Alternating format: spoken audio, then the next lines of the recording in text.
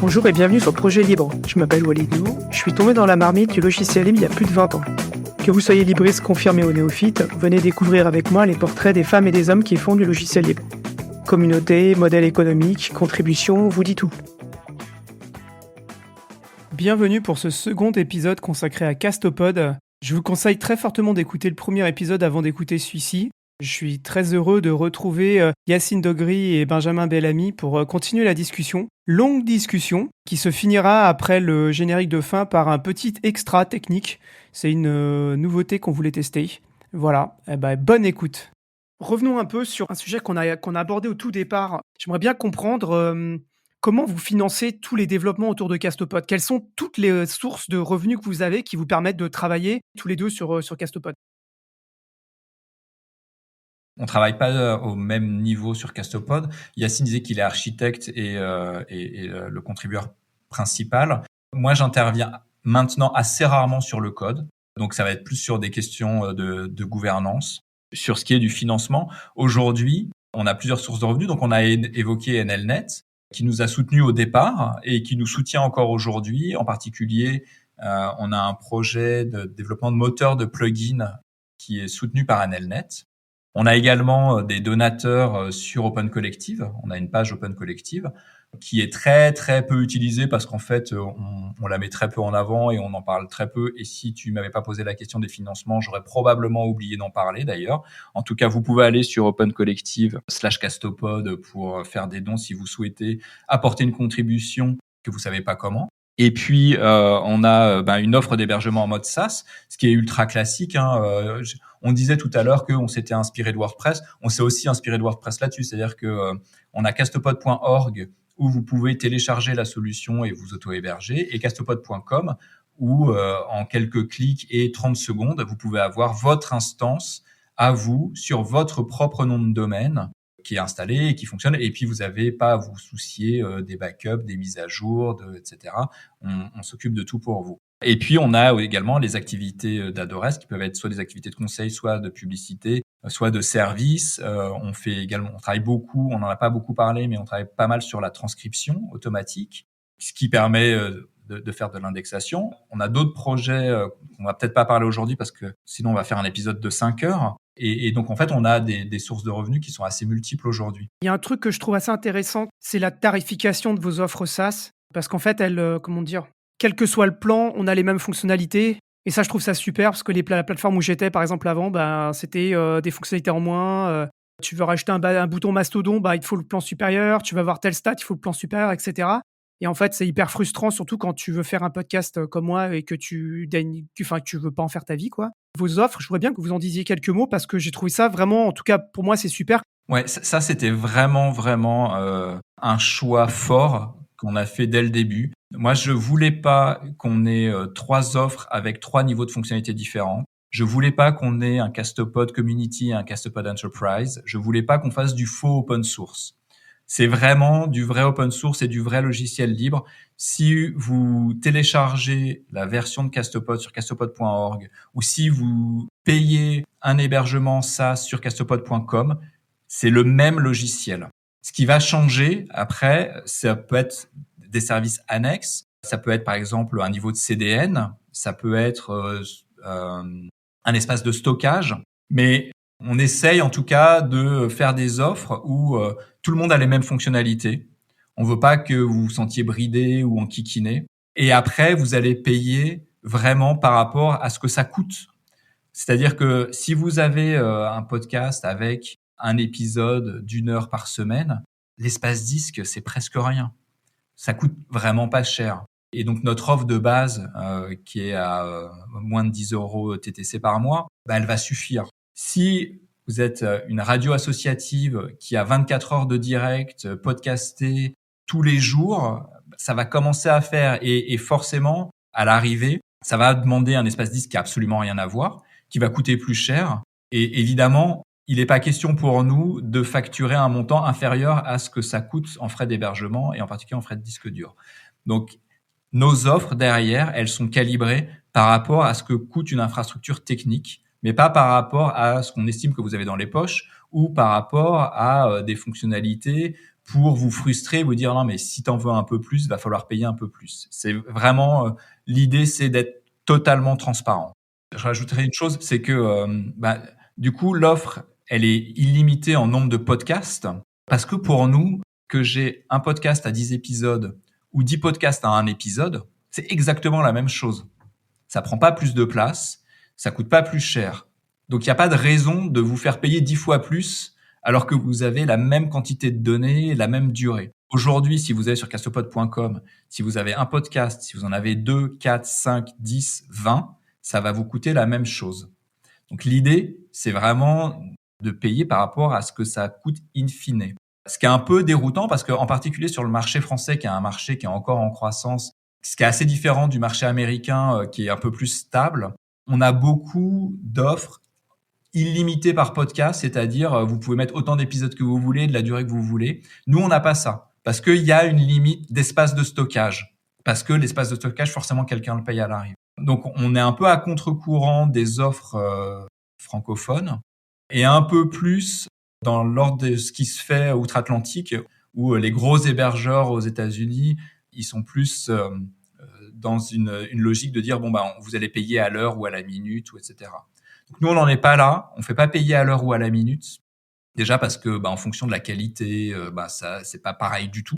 Et on veut pas léser quelqu'un qui encode son podcast avec un fort taux de compression, avec voilà. Peut-être que ça va être amené à évoluer, peut-être qu'on va faire les choses différemment.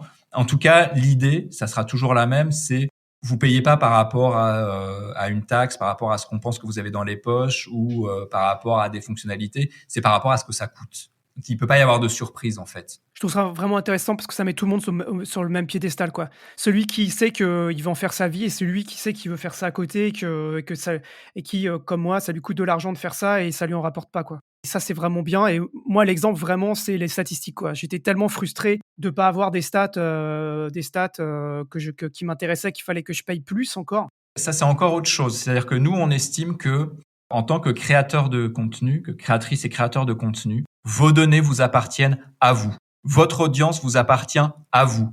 Et sûrement pas à nous et sûrement pas à quelqu'un d'autre. C'est pour ça qu'on encourage tous nos clients à venir avec leur propre nom de domaine. Parce que si demain vous voulez partir, vous avez rien à nous demander. Vous partez avec votre base de données complète. C'est-à-dire que vous partez pas juste avec vos fichiers MP3 et vos métadonnées, vous partez aussi avec vos données utilisateurs. Vous pouvez partir avec le login, le mot de passe, avec les données d'écoute, les analytics, et vous pouvez télécharger castopod.org, télécharger la plateforme, vous auto-héberger ou aller chez un autre hébergeur qui propose la solution Castopod. Je crois qu'aujourd'hui, il y en a à peu près, il y en a 5 en Europe. Et vous remontez votre base de données et vous êtes iso-fonctionnel, mais vraiment iso-fonctionnel. Vous avez l'intégralité des fonctionnalités, vous avez vos comptes utilisateurs, vous avez les interactions avec vos utilisateurs. On a parlé d'ActivityPub, mais donc tous les gens qui ont liké, qui ont commenté, vous récupérez 100% des commentaires et des interactions de vos utilisateurs, 100% de vos données analytics, pas juste un export CSV où vous récupérez vos données. Vos données, elles sont à vous. Si vous les voulez, on vous les donne et vous en faites ce que vous voulez. La réversibilité sur Castopod, du fait que c'est un logiciel open source aussi, elle est vraiment totale. C'est pas un argumentaire commercial, c'est une réalité technique. La réversibilité, elle est totale. Point suivant, je voudrais qu'on parle de la gouvernance du projet Castopod. Donc ce que j'aimerais comprendre un petit peu, c'est, comment est-ce que le projet il est organisé? Quels outils vous utilisez pour développer l'outil et pour, interagir avec votre communauté? On va parler de la communauté juste après, mais dans un premier temps, voilà, quel est le mode de gouvernance? Comment vous fonctionnez? Alors je peux répondre. Comme pour tout projet open source, on a un dépôt Git. Enfin beaucoup des projets open source en tout cas, on a un dépôt Git. On a notre propre GitLab qu'on auto-héberge et on a un miroir sur GitHub pour la visibilité, pour les étoiles. D'ailleurs, n'hésitez pas à aller sur github/adora/castopod pour nous mettre plein d'étoiles. Voilà. Après, on accueille des contributions à plusieurs niveaux, que ce soit des tickets sur GitLab pour des bugs ou des nouvelles fonctionnalités. On définit des priorités grâce à ça d'ailleurs, les tickets. C'est-à-dire qu'en fonction de ce qui retourne, si on a des demandes particulières d'une fonctionnalité ou une autre, on va la remonter dans nos priorités. Ensuite, on discute entre nous pas mal sur ce qu'on devrait faire et ce qu'il y a à faire pour les prochains mois, etc. C'est à peu près tout. Les contributions nous aident pas mal à prioriser les T'as oublié le fonctionnalités, canal quoi. Discord. Oui, c'est vrai. On a aussi un canal Discord, un serveur Discord pour tout ce qui est discussion instantanée. J'y traîne pas mal, moi, pour aider les utilisateurs soit à installer Castopod s'il y a un petit souci, ou alors s'ils veulent faire un retour pour clarifier certaines choses sur Castopod. Voilà, et on a pas mal d'autres utilisateurs aussi qui nous aident à gérer cette partie-là. Donc, Ce qu'il faut savoir, c'est que Discord est pas mal utilisé au sein des podcasteurs. Moi, personnellement, j'y suis très, très peu. Je suis beaucoup trop vieux pour Discord. Et puis, je suis pas un grand fan de la plateforme. Mais en fait, il faut qu'on soit là où sont nos utilisateurs. Il n'y a pas de secret. Et donc, le canal Discord est très, très actif, en fait. On vient d'expliquer un peu la manière dont vous interagissez avec votre communauté. Moi, ce que j'aimerais savoir, c'est qu'est-ce que vous connaissez de votre communauté, en fait? Est-ce que vous savez majoritairement d'où viennent les gens? Est-ce qu'ils auto-hébergent ou est-ce qu'ils prennent du SaaS? Est-ce que vous savez un peu quelles sont les fonctionnalités qu'ils préfèrent, etc. Qu'est-ce que vous savez, en fait, de votre communauté? Ce qui est très intéressant, c'est que potentiellement, on pourrait ne rien savoir de notre communauté. On l'a dit, Castopod est open source, mais il y a pas de télémétrie, il n'y a pas de tracker, et on peut installer Castopod sans nous le dire. Et ça arrive très souvent. On sait qu'il y a des gens qui utilisent Castopod et qu'on ne connaît pas, et qu'on connaîtra probablement jamais. En plus, on peut avoir des podcasts privés avec Castopod. On peut avoir Castopod sur un intranet. Enfin, il est sûr que on ne connaît pas tous nos utilisateurs. Maintenant, il y a des moyens de savoir. Nous, évidemment qu'on a envie de savoir, déjà parce que ça nous fait plaisir. Ça nous fait plaisir de savoir que des gens l'utilisent, parce que si personne l'utilise ou si on ne sait pas que des gens l'utilisent, il y a un moment où on risquerait d'arrêter. Et puis, il y a des moyens de savoir. Donc déjà, on en a parlé déjà, il y a Podcast Index qu'on a évoqué. Et donc dans Podcast Index, il y a une colonne qui est générateur, qui dit quelle est la plateforme qui a généré le fameux flux RSS. Et donc aujourd'hui, on va voir dedans, et puis on voit que régulièrement, il y a des nouveaux podcasts sur Castopod, majoritairement aux États-Unis, mais il y en a un peu partout en fait. Il y en a un peu partout dans le monde, déjà parce que Castopod est traduit en une vingtaine de langues, et que nous, on développe en anglais, on traduit en français, donc c'est les deux seules langues qu'on produit. Toutes les autres sont produites par la communauté. Donc à partir du moment où Castopod est traduit dans une langue, c'est que quelqu'un en avait besoin, et il y en a vraiment plein. Il y a du breton, la Bretagne est en force. On a beaucoup de contributions, y compris dans le code source d'ailleurs, qui viennent de Bretagne. Il y a du galicien, il y a du serbe aujourd'hui. Ça, c'est un pote avec qui j'ai bossé, qui est très actif, qui s'est chargé de faire la traduction serbe. Donc aujourd'hui, la traduction serbe, elle est plus aboutie que la traduction française. Il y a du chinois aussi. On a des éléments, comme on l'a dans tout projet open source. On regarde un peu ce qui sort. Très récemment, on a lancé une plateforme qui s'appelle Castopod Index sur index.castopod.org, qui en fait fait suite à une demande qu'on avait depuis un moment. Moi, j'avais dû voir passer sur Mastodon un message que j'ai jamais retrouvé d'ailleurs, de quelqu'un qui disait « Ah, mais moi, je suis sur Mastodon, c'est super, je voudrais suivre des podcasts de Castopod sur Mastodon, mais où est-ce que je les trouve ?» Et donc l'idée, c'était de dire, on va faire au moins la liste des pseudonymes Mastodon, ActivityPub, de tous les podcasts Castopod. Et donc, ça a donné lieu à ce site index.castopod.org qui liste des podcasts sous Castopod que je vais pouvoir suivre depuis mon compte sur le Fediverse, donc en particulier Mastodon. Et je vais pouvoir repartager, commenter, liker des épisodes. Et en faisant ce site, on a appris des choses. On a découvert des choses. On a découvert des podcasts qui n'étaient pas dans notre radar. On était très contents de voir, de découvrir certaines choses. Moins contents sur d'autres. Ouais, il y en a certains, on a été surpris. En même temps, c'est aussi ce qui fait la force d'un logiciel open source, c'est que tout le monde peut se l'approprier. Et aujourd'hui, on est très content. On a une communauté qui est assez fidèle, qui est assez active, qu'on aimerait bien voir grandir, bien entendu. On aimerait bien qu'il y en ait beaucoup plus. En tout cas, aujourd'hui, on est assez content, et c'est donc il y a des podcasts qu'on héberge nous-mêmes, il y a des podcasts auto-hébergés, il y a des podcasts qui sont hébergés par des tiers, il y a un peu de tout. J'aurais du mal à donner des chiffres et à faire des stats parce qu'aujourd'hui, on n'a pas étudié en profondeur et encore une fois, il y a des choses qu'on ne peut pas savoir. En tout cas, c'est majoritairement aujourd'hui des gens qui sont auto-hébergés. Très intéressant. On va embrayer, parce que tu as commencé à parler de Mastodon sur, une des parties pour lesquelles, je voulais vraiment être, sur Castopod. C'est toute l'intégration avec le fait divers et la première question que je voudrais vous poser, c'est, comment est-ce que vous définissez le fait divers? Le fait divers, ça peut paraître super compliqué. En fait, c'est super simple. Le fait divers, c'est un ensemble de réseaux sociaux qui sont connectés entre eux. Pour prendre une analogie, c'est comme si demain, sur Twitter, vous pouviez voir des posts qui viennent d'Instagram, vous pouviez les liker, vous pouviez les repartager, vous pouviez y répondre en restant sur votre compte Twitter et que ces partages, ces likes, ces commentaires étaient visibles depuis Instagram. Mais vous pouviez également voir des posts qui viennent de SoundCloud, qui viennent de YouTube, qui viennent de n'importe quel réseau social et que vous pouviez interagir avec des gens qui sont sur un autre réseau social de manière tout à fait transparente. Donc, en fait, derrière le fait divers et ActivityPub, qui est le protocole emblématique du fait divers, se cache la notion la plus importante à nos yeux, qui est l'interopérabilité. C'est-à-dire que ce sont des réseaux sociaux qui sont interopérables entre eux, qui sont connectés entre eux.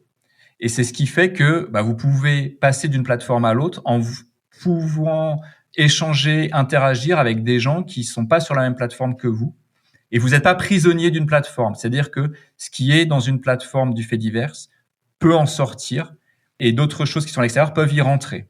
Concrètement, donc là, j'ai pris une analogie avec des réseaux sociaux qui ont la particularité d'être des silos fermés. Donc rien ne rentre, rien ne sort. Sur le fait divers, on va avoir plusieurs réseaux sociaux. Le plus connu, c'est celui qui a eu le plus de succès jusqu'à aujourd'hui, c'est Mastodon. Mastodon, c'est une plateforme de microblogging, donc où les messages sont limités à 400 caractères. Mais c'est pas la seule. Il y en a plein d'autres. Il y a, par exemple, PixelFed, qui est un Instagram-like qui permet de partager des photos. Et donc, si je partage ma photo sur PixelFed, quelqu'un sur Mastodon pourra la voir, pourra s'abonner à mon compte, pourra la liker, la commenter, la partager. Et moi, depuis mon compte PixelFed sur mon site PixelFed, je vais voir ces interactions et je vais pouvoir y répondre. Donc, en fait, l'interaction est totale. Donc, il y a PixelFed pour les photos. Il y a PeerTube qui a été développé par Framasoft. On en parle longuement dans l'épisode avec eux. On a passé 1h30 à parler, dont la partie intégration fait divers, qui finalement, comme vous, date du début de la création de PeerTube, quoi. Ouais, nous, c'était même un prérequis, en fait. Ouais. On voulait, dès le départ, faire du podcast sur le fait divers. Ça m'amène à la question suivante. Je te coupe là. C'est quelle est la place de Castopod dans le fait divers? En fait, pour nous, le fait divers, c'est vraiment super important parce que, encore une fois, on pense que la valeur, elle est créée par les créatrices et les créateurs de contenu et que cette valeur, elle a deux formes. Elle a le contenu et l'audience.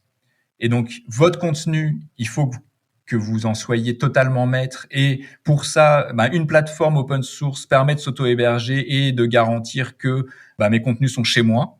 En tout cas, je peux récupérer tous mes contenus, en faire ce que je veux. J'en reste maître, quel que soit l'hébergeur que je vais choisir. Je reste maître de mes contenus. Et pour ce qui est de l'audience, il faut que je puisse interagir avec mon audience sans intermédiaire, que cet intermédiaire soit technique et ou légal. C'est-à-dire que j'ai pas un intermédiaire qui va techniquement pouvoir me couper la communication entre mon audience et moi, et qui est pas un intermédiaire qui soit obligé de le faire par la loi. Aujourd'hui, le problème des silos fermés, c'est que ces plateformes ont tout pouvoir technique, et que comme ils sont tenus par la loi d'agir et de censurer des propos qui contreviendraient à la loi, ils le font de manière préventive et de manière automatique, parce que comme c'est des silos fermés, ils sont énormes. Parfois, il y a des plateformes qui ont des milliards d'utilisateurs. Donc, on imagine bien que sur une plateforme avec des milliards d'utilisateurs, chaque post ne peut pas être modéré par un être humain. C'est pas possible. Forcément, c'est des algorithmes. Forcément, ça donne lieu à des dérives. L'intérêt d'un système décentralisé, fédéré comme le fait divers, c'est que je peux avoir plusieurs instances, c'est-à-dire que j'ai pas un serveur Mastodon. On disait qu'il y a Mastodon, PixelFed, PeerTube, Funkwell, Plume et Castopod, il y en a plein, mais que pour chacun de ces réseaux sociaux, j'ai plusieurs instances qui va avoir une implantation géographique, qui va avoir peut-être une thématique, une langue. et où je vais pouvoir opérer à une modération en tant qu'administrateur de cette plateforme. Alors, soit je suis mon propre administrateur parce que je m'auto-héberge, et c'est un choix que beaucoup font, soit je vais, par exemple, sur Framapiaf, on parlait de Framasoft, Framasoft a une instance Mastodon qui s'appelle Framapiaf, et si je vais m'inscrire sur cette plateforme, je dois suivre les conditions générales d'utilisation qui me sont soumises, mais je suis pas sur Facebook, je suis pas sur Twitter. Le nombre d'utilisateurs, il est beaucoup plus limité. Il y a un changement d'échelle qui est excessivement important parce que c'est lui qui fait que sur ces réseaux-là, aujourd'hui, j'ai pas de modération automatique a priori. J'ai pas de strike automatique parce que j'ai fait un truc qui paraît bizarre alors qu'en fait, il l'était pas du tout. Donc c'est beaucoup plus petit, mais comme ces réseaux sont fédérés, ils sont tous connectés entre eux. C'est pas parce qu'ils sont plus petits que mon audience va être forcément plus petite aussi. Parce que j'ai quand même accès à une audience mondiale et elle est même plus grande puisque elle traverse des réseaux sociaux qui ont rien à voir. Est-ce que vous pouvez me donner un exemple concret entre moi, podcasteur, avec ma plateforme Castopod, et des interactions qui peuvent se passer avec des gens qui sont sur d'autres plateformes, Mastodon ou d'autres, par exemple? Est-ce que vous avez des exemples, Yacine, par exemple, est-ce que tu as des exemples concrets à partager pour que les gens, en fait, parce que c'est pas forcément évident, quoi. Tu installes Castopod, tu regardes l'onglet, tu regardes la partie faits divers, et là, tu es là, genre, attends, comment ça marche? Où est-ce que je rentre mon compte et tout? Comprendre qu'en fait, que ton Castopod a lui-même son intégration native et qu'il a lui-même son compte et tout, et qu'est-ce que je vais pouvoir faire avec, c'est pas forcément évident. Alors, comment partager ça à un utilisateur qui connaît pas Castopod et qui potentiellement connaît pas très bien le fait divers? Qu'est-ce que tu pourrais donner comme exemple? Alors, initialement, on a intégré Castopod au fait divers dans le but d'avoir une implémentation qui soit la plus transparente possible. C'est-à-dire que le podcasteur, il n'a pas à connaître le fait divers et comment ça fonctionne, etc., pour qu'il ait son épisode qui s'affiche sur Mastodon, etc., et qu'il ait des likes et qu'il ait des interactions. Donc, ça fait que quand un podcasteur va créer un épisode et va le publier, on lui propose d'écrire le tout que ce soit sur Mastodon ou sur un autre réseau de microblogging sur le fait divers. Et donc, lorsque son épisode va être publié, il va avoir tous ses followers qui vont recevoir donc une notification avec un post sur Mastodon, par exemple, l'épisode qui peut être lu directement là-bas avec un lecteur intégré. Et ils pourront soit liker, soit retweeter ou partager directement depuis leur Mastodon, leur compte Mastodon. Le podcast, c'est vraiment l'acteur, pour être plus technique, c'est un acteur du fait divers, et donc il peut interagir avec d'autres acteurs dans le fait divers, que ce soit sur Mastodon ou Ce qui tire des problématiques qui est que j'ai un WordPress avec une intégration ActivityPub, il a son propre compte. J'ai un Castopod avec l'intégration ActivityPub, il a son compte. J'ai un Peertube, il a son compte. J'ai peut-être mon propre compte Mastodonte qui a son compte. Et en fait, tu te retrouves facilement avec 3 à 4 comptes et c'est pas forcément très, très évident. Et j'ai essayé plein de trucs pour voir comment faire. Et finalement, les choses sont pas si évidentes que ça en termes de stratégie de ce que tu veux faire derrière. Je suis en total désaccord avec ce que tu viens de dire. Ah, ça fait plaisir, vas-y. C'est pas que les choses sont pas évidentes, c'est que les choses sont pas habituelles. Aujourd'hui, tu es habitué à avoir un compte Twitter, un compte Facebook, un compte machin, un compte TikTok. Et tu as l'habitude de poster le même contenu sur plusieurs plateformes différentes. Là, la grosse différence, c'est que tes 3 comptes, donc ton compte ActivityPub sur WordPress, ton compte ActivityPub sur Mastodon, ton compte ActivityPub sur Castopod, ils sont tous connectés entre eux et potentiellement un unique utilisateur qui serait par exemple sur Mastodon peut suivre les 3 du même endroit et il va voir les contenus de ces 3 plateformes arriver au même endroit. Et ça, c'est pas habituel. Ça, on n'a pas l'habitude. On s'est habitué à avoir des contenus compartimentés dans des silos et des écosystèmes fermés. Et là, tout d'un coup, tout est connecté. Alors en fait, c'est une question d'habitude, c'est-à-dire comment est-ce que je veux communiquer? Moi, ce que je pense, c'est que tu communiques pas de la même manière sur une plateforme de podcast que sur une plateforme de microblogging que sur une plateforme de blog. Et les contenus sont pas les mêmes. Sauf que on a pris l'habitude de faire des copier-coller entre plateformes parce que ces plateformes étaient fermées et se communiquaient pas entre elles. Et là, aujourd'hui, sur le fait divers, c'est plus le cas. Donc, il faut juste réfléchir un peu à une stratégie éditoriale et de se dire, voilà, Non, là, je veux faire un podcast avec c'est de l'audio et ça dure 1 heure. Et ben ça va aller sur Castopod. Et puis derrière, j'ai un article qui va faire 200 lignes. Ça, clairement, c'est du WordPress. Et puis je veux raconter un truc qui m'est arrivé ce week-end. Ça fait 250 caractères. Ça, c'est du Mastodon. Mais en fait, je vais avoir des contenus différents. Et puis, si demain, tu vas au Capitole du Libre et puis que tu veux, ou à Podren, et puis que tu prends des photos, eh ben, tes photos, tu vas les mettre sur PixelFed. La nature des contenus, la forme des messages sur le Fediverse, elle est libre. C'est-à-dire que ça peut être une image, ça peut être un texte de moins de 400 caractères, ça peut être un texte de plus de 400 caractères. Ça peut être ce qu'on veut. C'est-à-dire que la spécification de ActivityPub dit que on spécifie le message peut prendre la forme qu'on veut, et ça peut être une vidéo, mais que l'ensemble de ces plateformes peuvent, d'une manière ou d'une autre, être capables de visualiser ces messages-là. Alors, elles vont le visualiser plus ou moins bien, ça c'est sûr, parce que l'interface de chacune fait que elles vont afficher plus ou moins bien une photo, un texte court, un texte long, un podcast, etc. C'est vraiment une stratégie éditoriale. Et en fait, ce que tu peux faire plus, mais tu peux pas faire moins. C'est sur les plateformes fermées que tu es obligé de faire du copier-coller. Là, il faut que tu te poses la question peut-être un petit peu différemment. Pardon, j'ai peut-être un truc à ajouter. J'aimerais préciser que ActivityPub n'est pas le Fediverse et le Fediverse n'est pas ActivityPub. Du coup, faire la distinction entre le réseau social décentralisé qui est le Fediverse, et ActivityPub, c'est un des protocoles qui est utilisé, le principal qui est utilisé pour pouvoir communiquer entre les différents serveurs. Aujourd'hui, on en est qu'au début.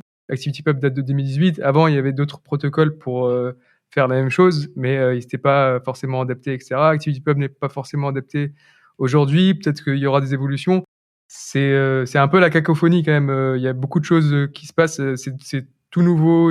Et du coup, c'est pas une cacophonie, c'est une effervescence. Et donc, il n'y a pas forcément de gouvernance. C'est chacun fait les choses de son côté et chacun suit avec chacune de ses solutions, etc. Donc on se rejoint au final grâce à ActivityPub aujourd'hui, mais on pourrait imaginer demain que c'est un nouveau protocole qui permet d'intégrer les mêmes comptes. On aurait peut-être un seul même compte et qu'on puisse interagir avec partout. Je sais pas, c'en est qu'au début, quoi. Il y a des problèmes. Moi, je pense que c'est vrai que le plus gros problème du Fediverse, c'est pas que techniquement c'est compliqué, c'est pas que on en est qu'au début et qu'il peut se passer plein de choses, c'est que fonctionnellement les gens ont du mal à comprendre comment ça marche. Que quand on dit à quelqu'un on va sur le Fediverse, on sait pas trop c'est où le point d'entrée, quoi. Les silos fermés ont cet énorme avantage que c'est simple, t'es pris par la main. T'es un enfant, t'as pas de questions à te poser, tu fais ci, tu fais ça, tu coches, t'acceptes les conditions générales d'utilisation. Et puis voilà, le Fediverse, c'est pas ça. T'es un adulte, tu peux choisir avec qui tu vas côtoyer, qu'est-ce que tu auras le droit de dire. Donc la vraie problématique, elle est plus sur le contenu que le contenant, j'ai envie de dire. Après, c'est vrai que c'est le début. Enfin, c'est le début, ça fait quand même pas mal d'années que c'est là, mais il y a encore énormément de choses à faire et à découvrir. Et puis, il y a des trucs qui sont pas pratiques. Par exemple, la gestion des identités sur le Fediverse, moi personnellement, je trouve que elle est pas super. Alors c'est pour ça aussi que nous, on incite les podcasteurs à avoir leur propre nom de domaine, parce que comme ça, ils sont maîtres de leur identité. Si demain je vais sur une instance Mastodon et puis que je décide d'en changer, je peux déménager, mais mon identité va changer aussi. Sur les silos fermés, évidemment qu'on se pose pas la question, parce que si je pars, je disparais. Donc là, au moins, je peux continuer à exister, mais sous une nouvelle identité. Il y a des réseaux aujourd'hui comme Nostr qui permettent de changer de fournisseur d'accès au réseau social en conservant son identité. C'est fait de manière assez futée. Bon, mais il faut connaître. Donc, il y a plein de choses à faire, mais c'est ça qui est génial. C'est que ça ne peut que s'améliorer aujourd'hui. On va refermer le chapitre sur le Fediverse parce qu'on peut encore en parler longtemps. Dernier point avant la conclusion, c'est le futur et ce que j'appelle les défis, le futur et les défis de Castopod. Est-ce que vous pourriez nous expliquer un peu sur quoi vous travaillez, ou quelles sont les grosses choses qui vont venir, ou sur lesquelles vous savez que vous devez travailler? Alors, déjà, ouais, les défis de Castopod, c'est trivial. Mais Castopod est une plateforme open source. Tout le monde peut la prendre, se l'approprier, la modifier. On en a déjà parlé. Mais si personne le prend, si personne se l'approprie, si personne le modifie, on aura perdu. Donc pour nous, le véritable enjeu sur Castopod, c'est qu'il ait un minimum de succès et que les gens se l'approprient et que les gens l'installent et que ils viennent chez nous. Mais en tout cas, si le produit est pas utilisé, ça sert à rien. Au départ, on en avait besoin pour nous, mais on l'aurait jamais fait s'il n'y avait pas eu cette demande extérieure et ce besoin. Et donc, on est super content que des gens l'utilisent et on est super content de la progression aujourd'hui. Mais il faut pas que ça s'arrête. Et pour nous, l'enjeu, c'est qu'il y ait de plus en plus de gens qui utilisent la plateforme et qu'il y ait de plus en plus d'interactions et que, alors peut-être pas toutes, mais que les fonctionnalités qu'on utilise soient utilisées. Sincèrement, je suis super content quand tu dis que tu utilises la fonctionnalité des personnes qui permet de dire quels sont les intervenants sur le podcast parce que voilà, ça apparaît dans d'autres applications. Voilà, on est vraiment ravis que des fonctionnalités comme ça qu'on a mis du cœur à développer soient utilisées. On se fait pas d'illusions, on sait qu'elles ne seront pas toutes au même degré.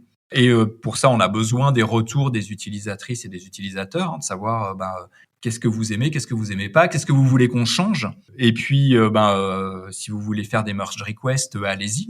Si vous voulez traduire dans des nouvelles langues, allez-y. Pour nous, le défi, c'est vraiment ça. C'est que les gens se l'approprient, l'utilisent, le modifient, le critiquent, l'encouragent. On a vraiment besoin de ça parce que sinon, tout ce qu'on fait, ça sert à rien. Après, sur les choses à venir, on a brièvement parlé des plugins. Aujourd'hui, on est en train de mettre en place un système de plugins parce que, on peut pas tout développer et donc il y a des fonctionnalités qu'on ne pourra pas faire parce que notre temps est limité. Et donc on peut pas tout faire. 2, parce qu'il y a certaines choses qu'on n'a pas forcément envie de faire, on va pas le cacher. Et en particulier, il y a des éditeurs de services en lien avec le podcast qui nous ont dit nous on aimerait bien s'interfacer, faire ci, faire ça. Je dis ouais, super, mais c'est pas à nous de le faire.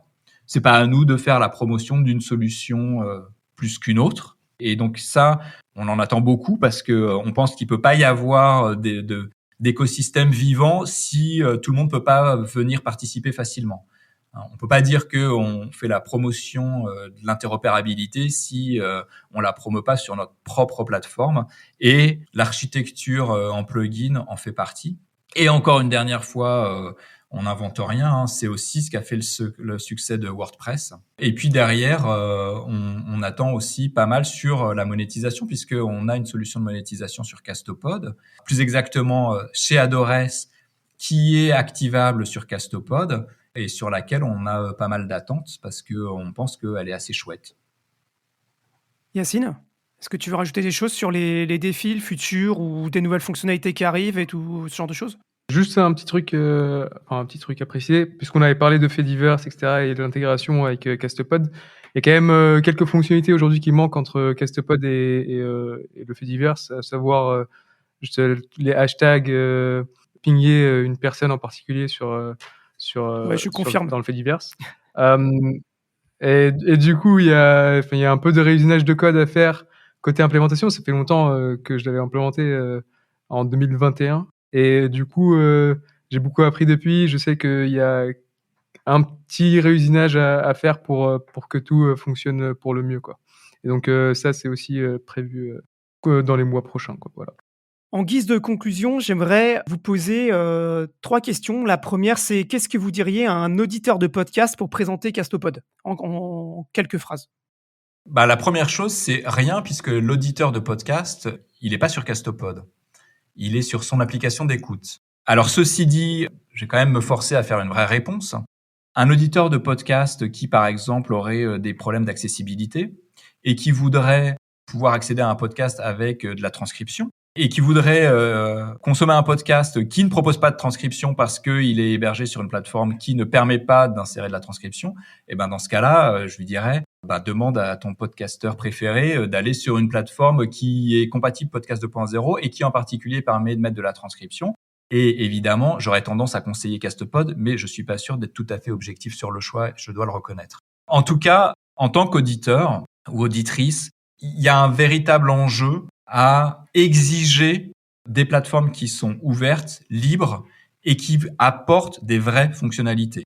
Encore une fois, en tant qu'auditrice ou auditeur, je vois pas aujourd'hui l'intérêt d'aller sur un Apple Podcast où j'ai exactement les mêmes fonctionnalités que j'avais en 2000, en 2005, parce que ça date de 2005. Donc, si j'ai pas de plus de fonctionnalités que ça, ben il faut juste que je change de crèmerie et que je demande à mon podcasteur à dire non mais va voir ailleurs quoi. Yes, entre parenthèses, j'ai moi-même changé de crèmerie parce que la plateforme sur laquelle j'étais m'a expliqué que le fait divers s'en foutait, quoi. Donc voilà. La deuxième question, c'était, qu'est-ce que vous diriez à un créateur de contenu qui utilise une autre plateforme de podcast pour présenter Castopod? Alors la première chose c'est est-ce que la plateforme que tu utilises est Podcast 2.0? Alors il n'y a pas que Castopod parce que c'est important de le dire, Podcast 2.0 ne peut pas fonctionner si Castopod est la seule plateforme à proposer ces fonctionnalités-là. C'est un peu contre-intuitif, mais nous, on a intérêt à ce que nos concurrents proposent des fonctionnalités aussi bien que les nôtres, en tout cas pour partie. Si on est tout seul à proposer de la transcription, bah, les plateformes d'écoute n'auront pas d'intérêt à l'intégrer et du coup, ça marchera pas. Donc, on a intérêt à ce que le maximum de plateformes possibles proposent le maximum de fonctionnalités Podcast 2.0 et que nos concurrents proposent des trucs comparables à nous, en tout cas presque aussi chouettes. Donc pour ça, il y a un site qui existe, qui les référence toutes, qui s'appelle newpodcastapps.com, en un seul mot, et qui référence l'ensemble des plateformes d'écoute et de publication et d'index de podcasts qui sont compatibles Podcast 2.0. Alors il y a un filtre qui est assez gros parce qu'il y a pas mal de fonctionnalités. On peut choisir celles qui sont pour l'hébergement, celles pour l'écoute, celles qui sont open source, celles qui proposent de la transcription, de la géolocalisation. Enfin bref, il y a tout.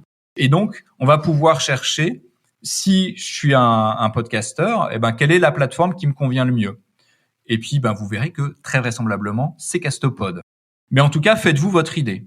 Ce qui me ramène aussi à la question précédente, c'est que j'aurais pu dire, en tant qu'auditeur, va sur newpodcastapps.com et puis cherche cette fois les apps, les applications d'écoute. Et puis, si tu cherches de la géolocalisation, de la gestion d'intervenants, de la transcription, du chapitrage, tu coches et puis tu regardes qu'est-ce qui existe comme application d'écoute. Et ça va te permettre de choisir celle qui te convient le mieux. Est-ce que c'est sur iOS, sur Android, sur Mac, sur PC, sur Linux ou que sais-je. Et c'est vraiment un site à garder en bookmark. Il y a tout et c'est ça ce qui fera évoluer les choses et qui fera que le podcast va grandir avec nous tous. Dernière question, qu'est-ce que vous diriez à un créateur de contenu qui se lance pour présenter Castopod? Comme moi quand je me suis lancé par exemple. Fondamentalement pas très différent de ce qu'on a dit avant. Alors moi encore une fois, je vais me répéter, mais je dis qu'est-ce qui va faire ta valeur? C'est tes données et ton audience. Choisis une plateforme qui te garantit que personne ne pourra te les retirer. Personne. Ça me paraît vraiment important.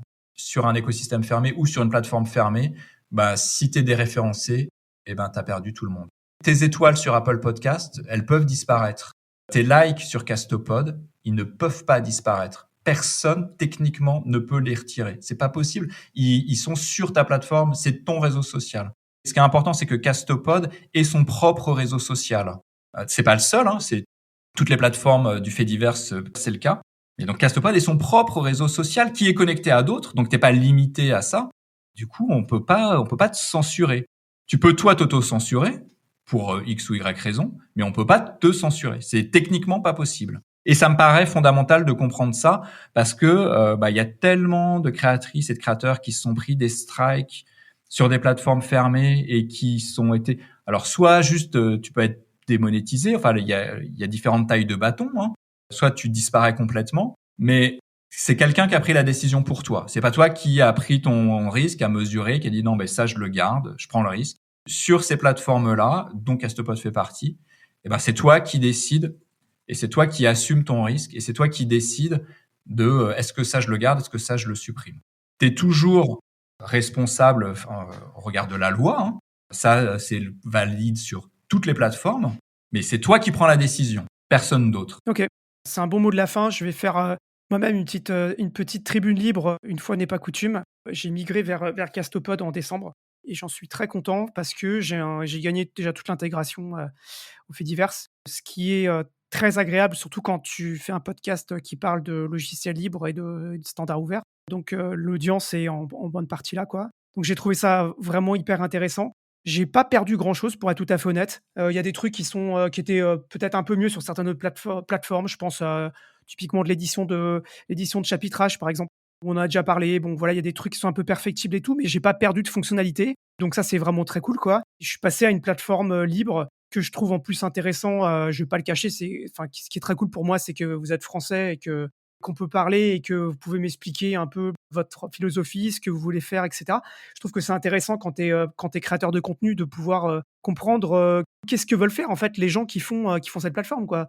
Et vers quoi ils veulent aller, ce qu'ils veulent pas faire, et cetera. C'est vachement sympa.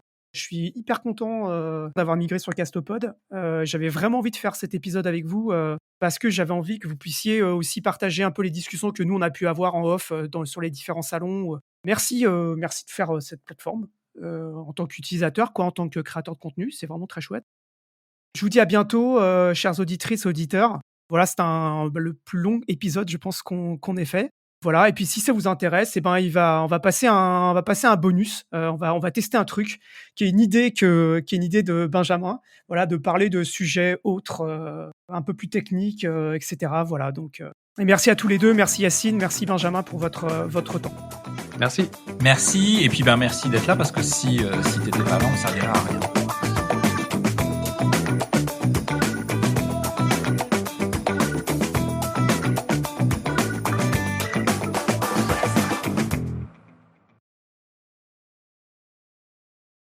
Petit bonus, ce petit extra qui est lié à des conversations que j'ai pu avoir avec Benjamin ou avec Yacine sur nos différentes rencontres. J'aimerais bien qu'on parle un peu de l'intégration ActivityPub, et j'aimerais bien savoir un petit peu comment ça s'est passé techniquement. Est-ce que vous connaissez bien ActivityPub quand vous avez décidé de l'implémenter?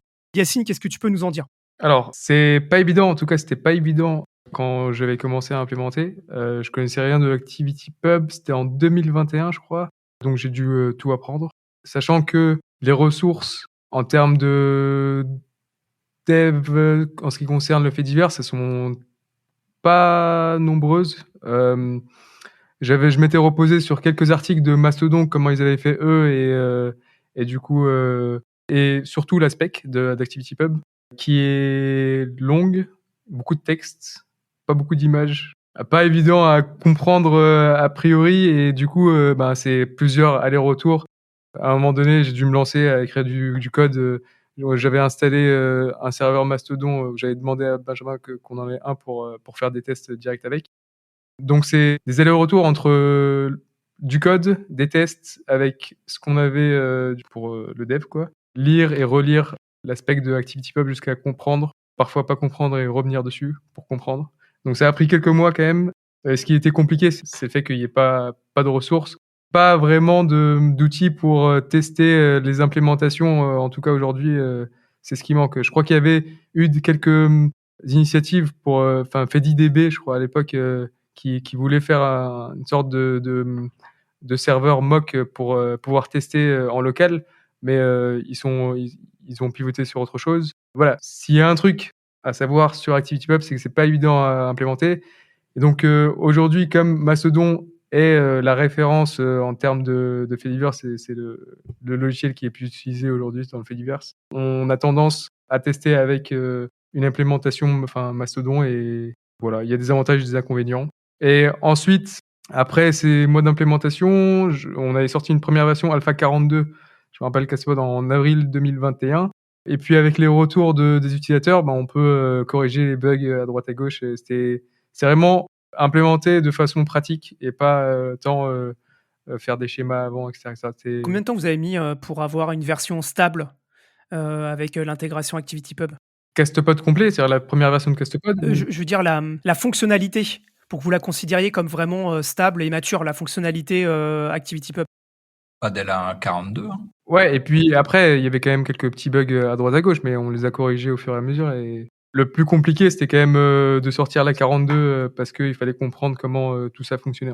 Voilà. L'adoption, elle a été rapide de cette partie ActivityPub. Vous avez tout de suite, c'est devenu tout de suite une fonctionnalité populaire ou pas? Ça, c'est difficile à mesurer. On le voit un petit peu aujourd'hui avec index.castopod.org. en regardant tout simplement combien chaque podcast Castopod a d'abonnés. Bon, honnêtement, je pensais que ça serait plus. On a Nick qui a plus d'1 millier. Je pense que c'est un des plus gros, si c'est pas le plus gros. Oui, Nick de la chaîne The Linux Experiment que j'ai interviewé effectivement. Ouais. Bon, sachant qu'il a 300 000 abonnés sur YouTube, donc ça a relativisé, hein, mais c'est déjà pas mal. Ouais, alors c'était aussi d'ailleurs un des objectifs de l'index Castopod, hein, c'était d'essayer de faciliter les interactions vers le fait divers en regroupant tous les podcasts Castopod au même endroit et de permettre de les trouver et de les suivre parce que sinon c'est pas forcément intuitif et évident. Donc on espère que ça va continuer à se développer et qu'il y en aura de plus en plus et que ça sera de plus en plus utilisé. Sur la partie faits divers, effectivement, on en a déjà parlé dans l'épisode, donc j'ai pas forcément besoin de revenir plus là-dessus. Moi, j'avais repéré effectivement la problématique de hashtag, que ça serait cool d'avoir les hashtags. Sur le fait divers, je peux peut-être introduire un sujet. Je ne sais pas si ça vous intéresse l'un comme l'autre. En tout cas, c'est pas moi qui en parlerai. Aujourd'hui, ce que Castopod publie, en gros, on s'est calqué sur ce que Mastodon attend parce que c'est là où sont les utilisateurs. Mais ce qu'il faudra faire un jour, c'est que Castopod publie ses propres messages avec son propre format et qu'il y ait des lecteurs de podcasts, mais donc des vraies applications d'écoute de podcasts qui, plutôt que de s'abonner à un flux RSS, s'abonnent à un flux ActivityPub. Le truc, c'est qu'aujourd'hui, on estime que la pompe est pas suffisamment amorcée pour que ça vaille le coup de se lancer là-dedans. Mais ça fait partie des choses qui sont... en fait, il y a des gens qui attendent, je pense, hein, qu'on fasse ça. Mais ils sont trop peu nombreux aujourd'hui pour que... On peut le faire aujourd'hui, ça, et avoir un adaptateur pour déjà Mastodon, pour qu'ils puissent lire les épisodes de podcast. C'est juste que j'avais défini une spec à l'époque, c'était en 2022, je crois, ou fin 2021, je sais plus. Podcast Activity Stream, dans l'idée d'étendre ActivityPub et d'inclure les podcasts et les épisodes de podcasts.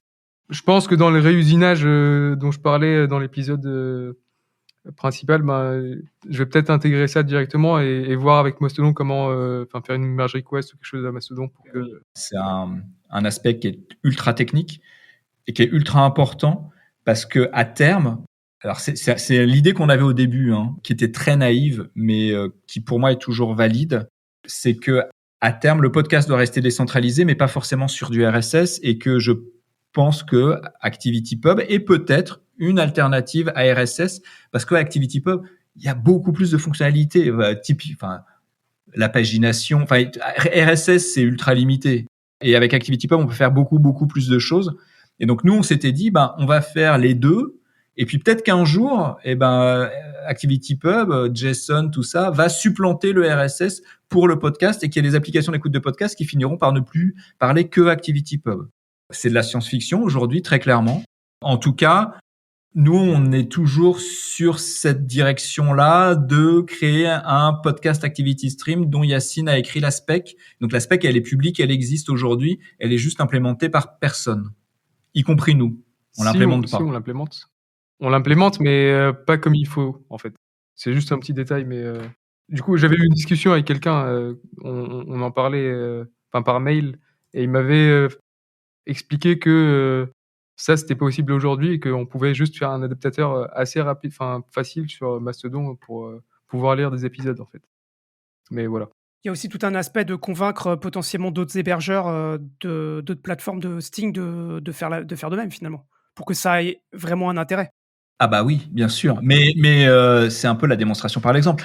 Toute la problématique de podcast 2.0, c'est la démonstration par l'exemple. C'est de dire, voilà la spec, qu'il y en ait un ou deux qui s'y mettent, qu'on résolve le problème de l'œuf et de la poule, et puis derrière, les autres suivent parce qu'ils disent, ah ben ouais, mais en fait, ça marche, les gens s'en servent, mon concurrent le fait, il faut que je le fasse aussi.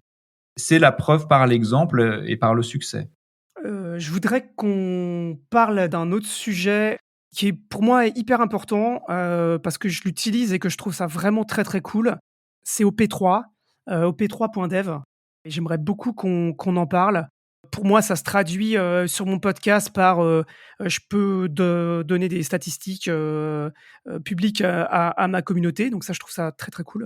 Donc j'aimerais bien qu'on en dise 2 mots pour que vous puissiez introduire ce que c'est qu'OP3, comment vous travaillez avec les gens qui font OP3, comment vous avez intégré ça et qu'est-ce que ça apporte pour les podcasteurs et pour les gens qui écoutent des podcasts. OP3 pour Open Podcast Prefix Project. Donc littéralement le projet des préfixes de podcast ouverts. Donc qu'est-ce que c'est ? C'est un outil de mesure d'audience qui fonctionne par préfixe. Pourquoi ? Parce que en fait, on préfixe les URL des fichiers MP3 par le serveur de mesure d'audience. Et donc ça permet de mesurer un nombre de téléchargements pour chacun des épisodes. Des systèmes comme ça, il y en a plein, il y en a depuis longtemps. Les plus connus, à une époque, je pense qu'il y avait Chartable, qui était le plus connu, qui était donc une espèce de Google Analytics du podcast, qui a été racheté par Spotify. Donc du coup, ça a refroidi à raison pas mal de gens parce que ça permet à Spotify d'avoir énormément d'infos sur des concurrents. Et donc Castopod a son propre système de préfixe et son propre système d'analytics, c'est-à-dire que avec Castopod, on a des mesures d'audience intégrées qui se retrouvent donc dans la base de données du podcasteur. Et OP3 a une double particularité, c'est que il est, enfin même triple, il est open source, il est open data et il est gratuit. La plupart des systèmes de préfixes de podcast se disent gratuits dans le sens où c'est gratuit à mettre en place. Je vais pouvoir gratuitement consulter quelques données. Et puis, si je veux pouvoir consulter l'intégralité de mes données, c'est-à-dire, par exemple, des mesures d'audience qui ont plus d'un mois, il va falloir que je paye. Donc, c'est ultra classique, hein, mais en gros, c'est gratuit. Mais si tu veux avoir accès à tes données que tu m'as confiées, il va falloir que tu payes. Moi, je suis pas fan de ce type de business model, personnellement. Je trouve ça pas très cool, pas très, mais après tout, pourquoi pas, hein, t'es prévenu. Donc OP3 est vraiment différent parce que je vais pouvoir consulter l'intégralité de mes données, mais surtout tout le monde va pouvoir consulter l'intégralité de mes données. Donc c'est dans le sens là qu'il est open data, c'est que il n'est pas possible, c'est pas possible, c'est voulu, hein, c'est pas un défaut ou un bug ou un truc qui a une fonctionnalité qui est pas encore là. Il n'est pas possible sur OP3 d'avoir des données privées. Je ne peux pas utiliser cette plateforme-là pour moi consulter mes stats d'audience et que personne d'autre ne puisse les consulter, ce qui est le cas tout le temps en fait, hein, normalement. Et donc là, tout le monde peut savoir combien tel épisode a fait d'audience tel jour, depuis quel navigateur, etc. L'enjeu d'OP3, il est d'avoir une plateforme qui soit vraiment ouverte et qui puisse donner des informations à tout un écosystème. Le fait que c'est gratuit, c'est aussi très important parce que il existe des plateformes de mesure d'audience qui donnent des données, en tout cas partielles, publiques et par exemple des classements et des choses comme ça. Mais si c'est payant, déjà on sait que tous les gens qui figurent dans le classement, ils ont payé. Et que c'est pas parce que j'y suis pas que j'ai pas d'audience, c'est juste parce que j'ai pas payé. Donc le fait que c'est gratuit, ça garantit aussi une certaine transparence et puis, à mon sens en tout cas, une certaine qualité des informations. Alors aujourd'hui, OP3, c'est encore petit parce que c'est un projet qui est très récent. Il y a plus d'1 millier de podcasts aujourd'hui. La croissance est assez linéaire. L'idée, c'est que il y ait le plus de podcasts possible pour que on puisse commencer à avoir des infos sur les audiences, etc. Donc d'un point de vue technique, c'est pas très compliqué à intégrer. Dans le cadre de Castopod, nous, on l'a intégré il y a un moment déjà. Et pour le podcasteur, c'est juste une case à cocher en fait, hein. C'est un bouton à activer. Est-ce que je veux être sur OP3 ou pas ? Je choisis. Par défaut, c'est pas activé. Il faut que je fasse le choix de l'activer.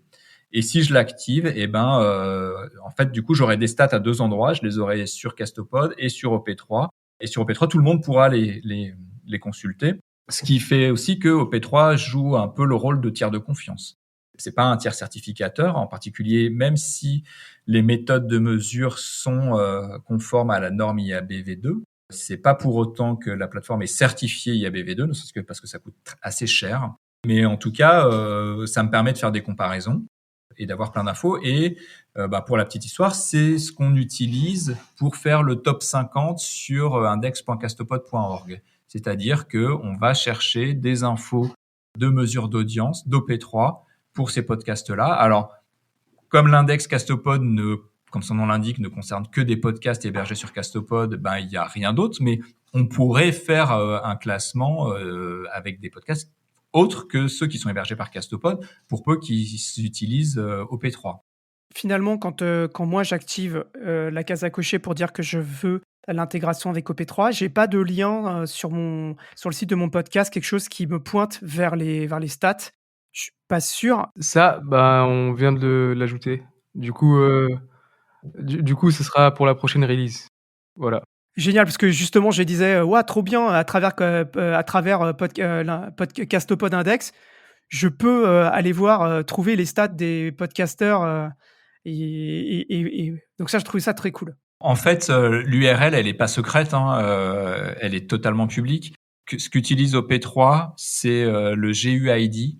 Puisque ce qu'il faut savoir, c'est que un podcast, il peut changer d'hébergeur, il peut déménager, il peut changer de nom, son flux RSS peut changer d'URL. Et du coup, il y a un truc idiot qu'on n'avait pas avant Podcast 2.0, c'était un identifiant unique par podcast qui permet de dire, voilà, là j'ai 2 flux RSS, mais en fait c'est le même. Parce que j'ai changé d'hébergeur, parce que parfois aussi je peux avoir un doublon, parce que je peux avoir 2 noms de domaine qui pointent sur le même serveur, et du coup, potentiellement, je vais avoir 2 URL qui pointent vers le même fichier physique. Et donc, Podcast 2.0, parmi les fonctionnalités, a rajouté ça, le GUID, qui est donc un identifiant unique par podcast qui permet de savoir que, non, en fait, ça, c'est 2 fois le même. Et OP3 utilise ça. Et donc, en fait, il suffit d'aller sur op3.dev/p, je crois, / et puis le GUID, et on accède comme ça aux données. Ce qui me permet aussi de préciser une chose, c'est que OP3 va chercher les infos du podcast dans la base Podcast Index. Puisque, en fait, quand OP3 mesure un épisode, en fait, c'est au moment du téléchargement d'un fichier MP3 qu'il va compter, mais il a juste l'URL du fichier MP3. On lui fournit pas d'autres informations sur le nom du podcast, etc. Et donc, pour pouvoir afficher le titre de l'épisode ou des informations comme ça, en fait, il fait le lien par Podcast Index, ce qui signifie, et c'est important de le savoir, et on le dit vraisemblablement pas assez, que un podcast qui n'est pas référencé dans Podcast Index ne peut pas utiliser OP3. Et ça arrive. Et en fait, John Spurlock, qui est donc le développeur et la personne qui maintient OP3, nous a contactés en disant « mais je comprends pas, on a des podcasts qui sont hébergés par Castopod, qui utilisent OP3, mais on sait pas quoi en faire parce qu'ils sont pas référencés sur Podcast Index. Pourquoi ? Parce que Castopod ne force pas les podcasts à se référencer sur Podcast Index. » Et vous pourriez pas mettre une case à cocher, pareil Alors, on peut faire plein de choses. C'est juste que on l'a pas fait. Et puis, la seule personne qui s'est plainte jusque-là, c'était John Spurlock qui disait « mais comment ça se fait que j'ai des podcasts qui viennent me voir et que je retrouve pas en fait. Je connais même pas le titre, le nom, j'ai aucune info dessus. » Alors, pour celles et ceux qui sont intéressés par toutes ces problématiques de mesure d'audience, parce que la mesure d'audience dans le podcast, c'est pas simple, c'est compliqué. On parle de mesure d'audience, mais en fait, on devrait parler de mesure de téléchargement parce que c'est un point qui est vraiment génial dans le podcast, c'est que je peux écouter un podcast sans cookie, on l'a déjà évoqué tout à l'heure, mais je peux écouter un podcast sans me créer de compte. C'est-à-dire que je peux télécharger AntennaPod, on me demande rien. Je vais sur F-Droid, je télécharge AntennaPod, je m'abonne à un podcast, mais à aucun moment j'ai donné la moindre information sur moi. J'ai pas donné d'adresse mail, j'ai pas créé de compte, j'ai pas donné d'identifiant, j'ai pas donné de mot de passe, absolument rien. Personne ne sait qui je suis. Et c'est ça que je trouve aussi incroyable aujourd'hui dans l'Internet de 2024, c'est qu'il y a encore un écosystème où je peux m'abonner à un contenu, l'écouter tous les jours, toutes les semaines, et personne ne sait qui je suis. Et j'ai pas créé de compte. La contrepartie, c'est que quand je veux mesurer une audience, c'est beaucoup moins facile parce que faire la différence entre 2 téléchargements et savoir est-ce que c'est la même personne ou pas, c'est quasiment, alors de manière certaine, c'est impossible. Après, je peux avoir des idées et puis surtout, ce qui compte, c'est de pouvoir comparer que par rapport au mois précédent, j'ai 30% de téléchargements en plus ou en moins, mais donc c'est pas très grave au final. Pour toutes ces problématiques-là, il y a un très bel article qui va sortir dans le Podcast Magazine numéro 3. Je dis que c'est un très chouette article parce que c'est moi qui l'ai écrit, et qui donne aussi une interview de John Spurlock, donc le développeur de OP3, qui m'a fait l'honneur de répondre à toutes les questions que j'avais sur sa plateforme. Pour toutes celles et ceux qui sont intéressés, je vous encourage à aller lire Podcast Magazine numéro 3. Merci d'avoir écouté ce petit supplément. On avait quelques trucs en plus à discuter. Dites-moi, n'hésitez pas à me dire si ça vous a plu qu'on fasse ces petits suppléments un petit peu plus techniques. Si c'est le cas, on pourra essayer sur d'autres épisodes. Je remercie Yacine et Benjamin de s'être prêtés au jeu et d'avoir passé plus de 2h20 d'enregistrement avec moi. Continuez à les suivre. Ils font pas mal il y a pas mal de conférences autour de Castopod. Il y a pas mal de choses. Parlez-en autour de vous. Eh bien, à bientôt et merci d'avoir écouté jusqu'au bout ces épisodes.